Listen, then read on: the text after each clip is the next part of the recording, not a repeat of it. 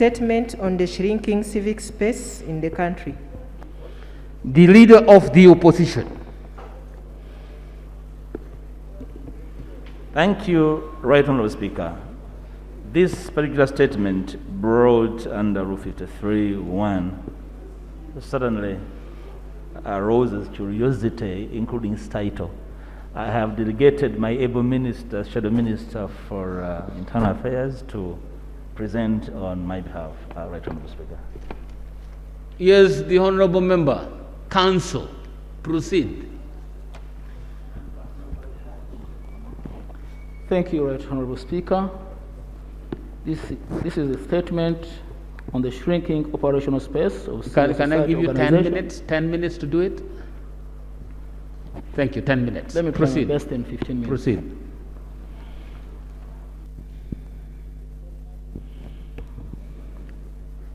This is the statement on the shrinking operational space of civil society organizations in Uganda. Right Honourable Speaker and colleagues, in a democratic government, civil society organizations are a channel through which citizens are mobilized to participate in influencing policy decisions, management of public resources, and contribute to national development. Civil society organizations are champions of transparency, information sharing, and holding government accountable in pursuit of service delivery. Hence, it is prudent that the state closely works with civil society organizations in ensuring qualitative service delivery while prevailing abuse of public authority and resources. To the contrary, it has been observed that the state is increasingly clamping down civil society organizations' operations in Uganda. The clampdown is as follows in a systematic and targeted. Given the foregoing, it is incumbent upon Parliament to inquire into the operations of civil society organizations, particularly political parties, non-government organizations, media and journalists, cultural and religious institutions. Right Honourable Speaker, in the area of political parties, the state has been highly repressive towards organized efforts of dissent. Opposition political parties are not accorded conducive environment within which to operate as per the dictates of a free and democratic leadership enshrined under Article 29(1)(e) of the Constitution of the Republic of Uganda. Security forces deter them from popularizing their parties, while on the other hand facilitating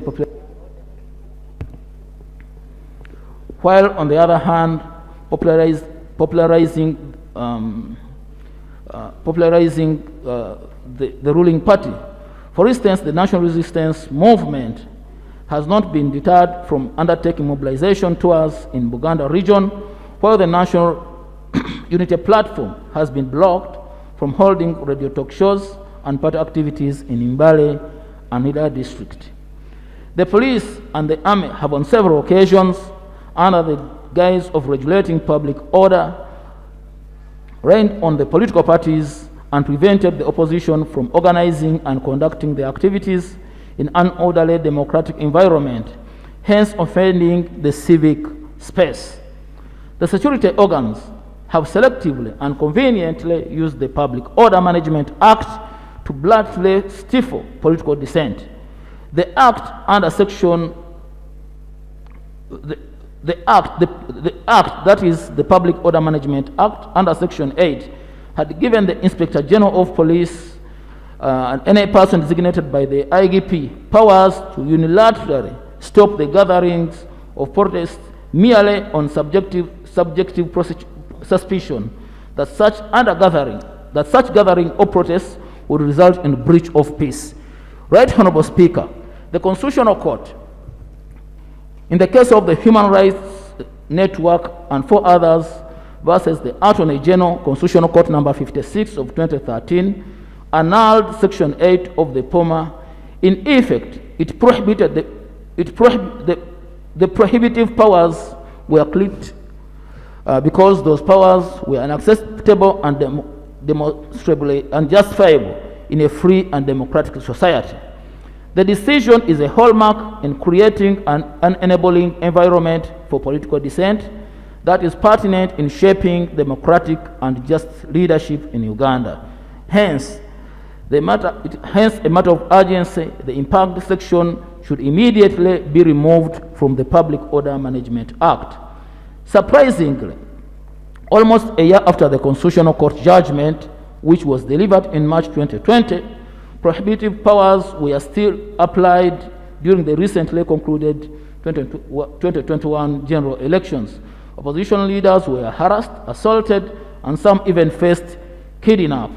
For instance, on 3rd November 2021, the president of the National Unity Platform was violently assaulted shortly after being nominated to run for the presidency of Uganda. The president of the Forum for Democratic Change was equally violently arrested by police and the army. He was presented to the nomination venue barefooted and all roughed up. Right Honorable Speaker, actually the entire presidential campaigns were characterized by use of excessive force and live ammunition targeted at dissenting candidates and their supporters in pretext of enforcing COVID-19 containment measures. In November 2020, the demonstrations that followed the arbitrary arrest of Honorable Robert Kyagulanyi led to the killing of more than 50 people. Several hundreds of his supporters were abducted by police and army, many of whose whereabouts remain unknown. Later in December 2020, Right Honorable Kyagulanyi campaign team was violently arrested from Kalangala and court-martialed on trumped-up charges. After the elections, the police and military placed the president of National Unity Platform under house arrest, completely restraining him from his office and lawyers. At the same time, police and military besieged and barricaded off the headquarters of National Unity Platform for over a month.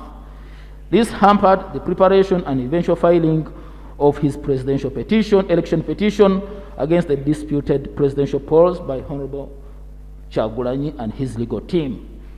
Relatedly, the National Consultative Forum for Political Parties and Organizations, established under Section 20 of the Political Parties and Organizations Act, is yet to influence reforms geared at addressing government's repressive approach towards political parties in Uganda. For instance, the forum has not weighed in or made any known position on the current indiscriminate attacks on the opposition political parties, agitation of the president to curtail issuance of bail, and trumped-up charges of Honorable Segirinya of Kawempe North and Honorable Alan Sewanyana of Machinde West. This is mainly attributed to the lukewarm support from the Electoral Commission, which has hindered the actualization of the forum's mandate stipulated under Section 24 of the Political Parties and Organizations Act. The forum is mandated to ensure compliance with Code of Conduct, advancing complaints of political parties to the Electoral Commission, and resolving disputes amongst political parties, among others. Unfortunately, the Auditor General in his report of 2020 noted that the forum is poorly planned for by the Electoral Commission. On the issue of non-government organizations, over the years, civic space for NGOs and community-based organizations has shrunk due to the historic mistrust of the state on organized groupings of people advocating for civil and fundamental rights and freedoms. They have continuously faced the high-handed repressive hand of the state through orchestrated break-ins, closure and suspension of bank accounts, especially those perceived critical of government.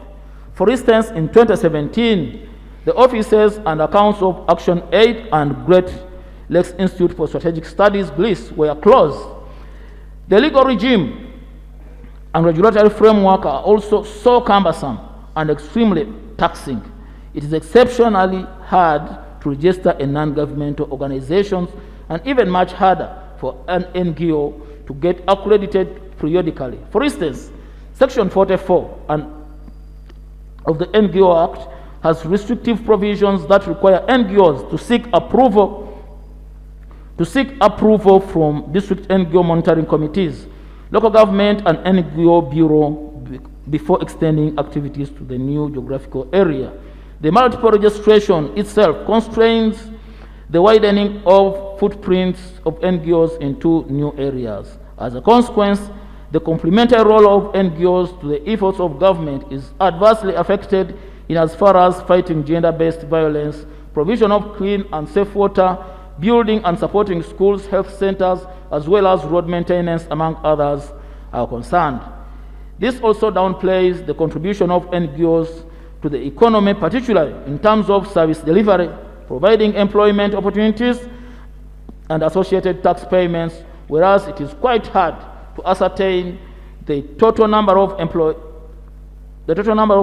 of NGOs in Uganda. According to the NGO Bureau of 2021, as per the report of 9th October 2021, the total number of employees of NGOs in Uganda, according to the NGO Bureau, there are 2,205 indigenous and foreign NGOs operating in Uganda. Assuming every NGO employed 10 people, they would in total employ 22,050 people. The people pay taxes and support a number of dependents. More still, the NGO Bureau is overreaching in execution of its mandate.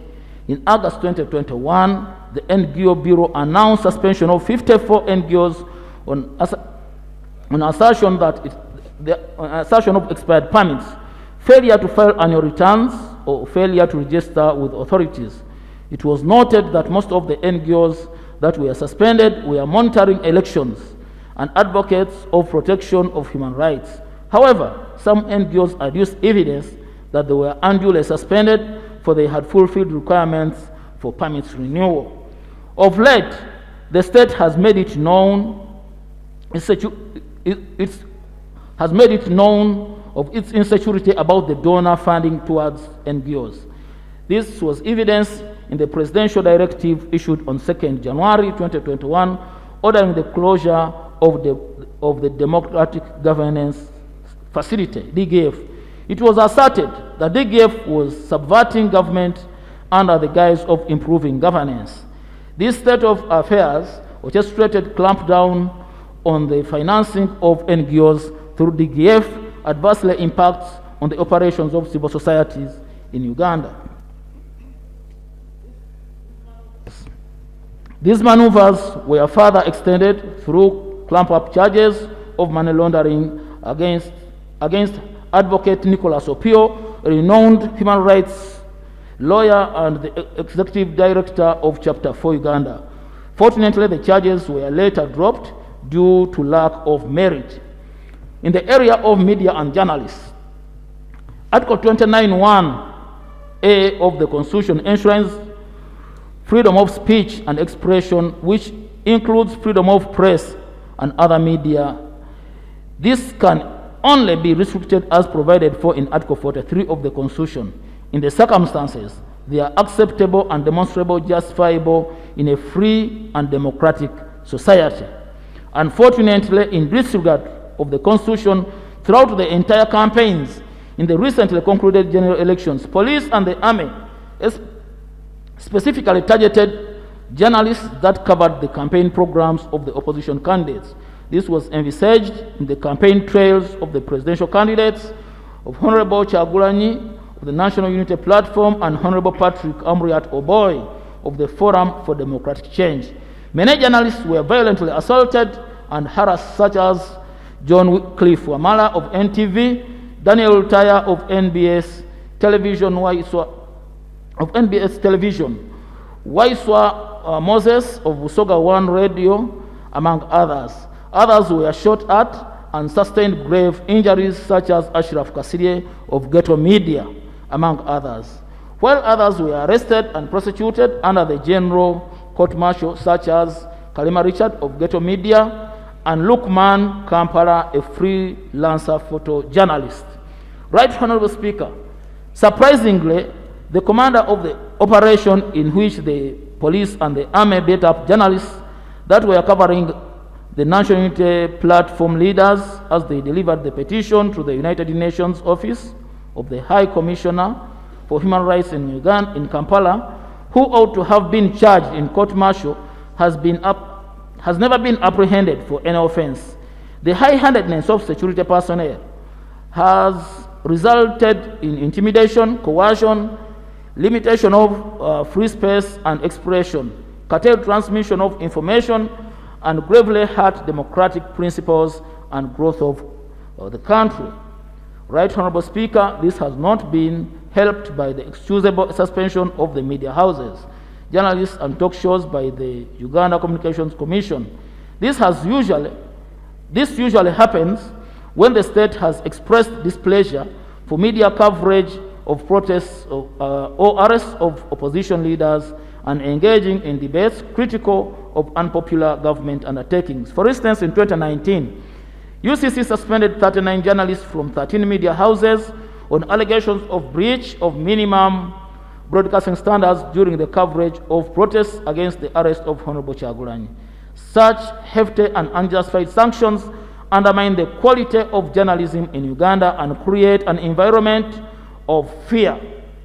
This is as per the letter to the Uganda Communication Commission by the originated from the National Association of Broadcasters in 2019. Right Honorable Speaker, such hefty and qualified sanctions undermine the quality and justify the quality of journalism in Uganda and create an environment of fear. Such circumstances accelerate administrative gaps, deeply abuse the natural justice, and undermine sector of growth, for the Commission has on many occasions failed to dispense justice in a free, fair, and democratic manner. Unfortunately, government has failed to constitute Uganda Communications Tribunal, which would have handled the complaints relating to the decisions of UCC as provided for under Section 60 and 64 of UCC Act. In the area of cultural institutions, in 1967, cultural institutions were abolished due to mistrust between their leaders and the state. They were later restored in 1993. However, it has been a bittersweet relationship between the traditional and cultural institutions and cultural institutions and the executive arm of government. Several properties which had been confiscated by past regimes were not given back to the respective institutions from the restoration to date. Instead, the government's policy is to hand them back in piecemeal.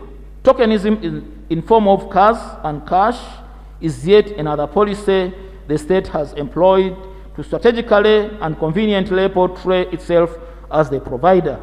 Some of the leaders of these institutions watch on in silence as excesses are committed by the state through extreme violence, arrest and kidnap, murder, corruption, and poor governance.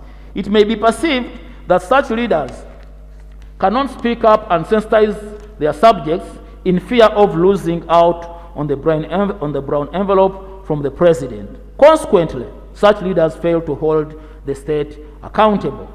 Worth noting, Right Honorable Speaker, additionally,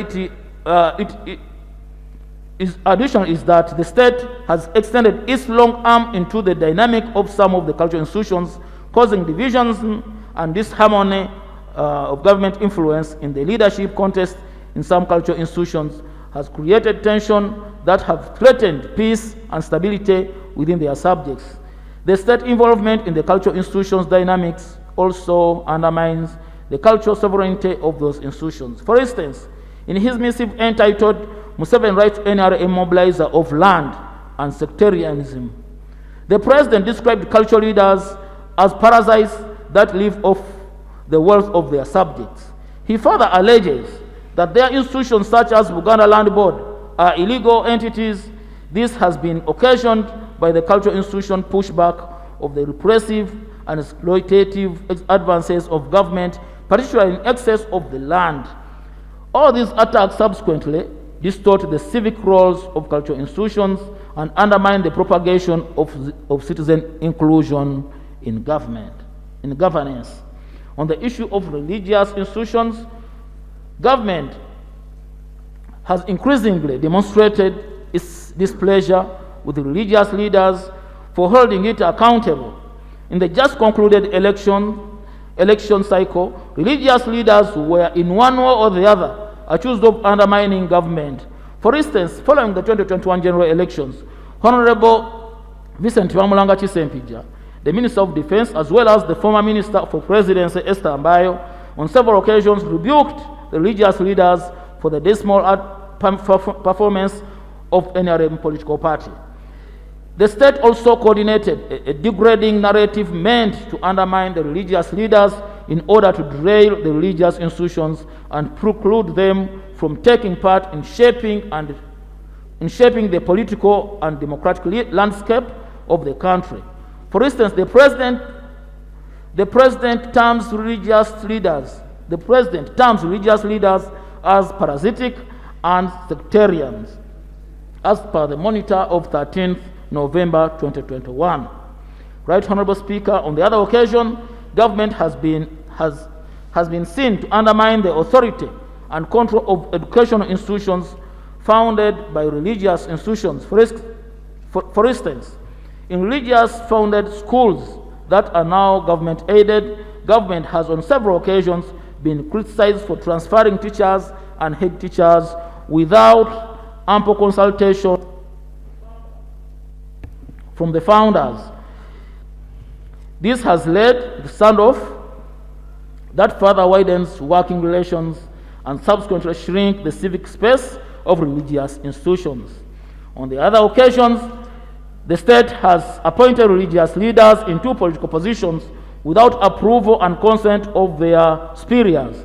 This too has led to the tension between the state and religious institutions. Of concern too has been the extension of gifts to religious leaders in form of cars and cash. The head of state has long employed tokenism seemingly to buy their support. This presents a risk of undermining the duty and objectivity of some religious leaders, consequently compromising the use of their platforms in holding the government accountable. Among the recommendations, Right Honorable Speaker, on the area of political parties, it would be prudent to increase funding of the National Consultative Forum to empower it fast-track its statutory obligations under the Political Parties and Organizations Act. The enhanced funding would improve the operations of the forum to build the capacities of the political parties in Uganda and propagate dialogue at the national level with the intent to wiping out political persecution and strengthening the democratic values. The second one, there is a need to amend the Electoral Commissions Act to redefine the role of police and armed forces during elections. The role of conducting elections should be the reserve of the Electoral Commission. The Electoral Commission should be preserve of the Electoral Commission. The Electoral Commission should be solely in charge of and in direct command of and control of co-opted police and other internal security personnel deployed in electoral process. The army should not be allowed and should not play any role in the electoral process over and above those listed under Article 208 and 209 of the Constitution and the Uganda People's Defense Forces Act 2005. This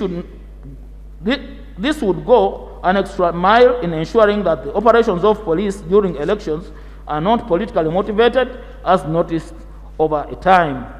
On the issue of non-government organizations, there is a need to amend Non-Government Organizations Act 2016 and dispense with the said unnecessary and restrictive multiple registration and accreditation process. There is also a need to formulate a committee. A committee of parliament should investigate, to formulate a committee of parliament to investigate the operations of National Bureau for Non-Government Organizations and the recent suspension of the 54 non-governmental organizations. In the area of media and journalists, the minister responsible for information Communication Technology and National Guidance should report to Parliament on why the Uganda Communication Tribunal has not been established as required under the Uganda Communication Commissions Act. The Minister responsible for Internal Affairs should brief the House on the measures taken to apprehend perpetrators of violence meted out on journalists during the recent concluded general elections. In the area of cultural institutions, the Prime Minister should present to Parliament a comprehensive inventory of the confiscated properties owed to cultural institutions and which are due for institutions for restitution and compensation, accompanied by budgetary implication of restitution or compensation, as well as payment schedule of the same. Lastly, in the area of religious institutions, there is a need to streamline Education Service Commission to work on the recommendations and technical guidance of religious institutions as far as the transfer of teachers and head teachers is concerned in institutions founded by the religious bodies. Finally, there is a need to development of a donation policy that elaborates the criteria of who deserves a donation, the purpose, form, and value of the donation. This would ensure certainty and consistency in handling of government donations. I beg to submit, Right Honourable Speaker.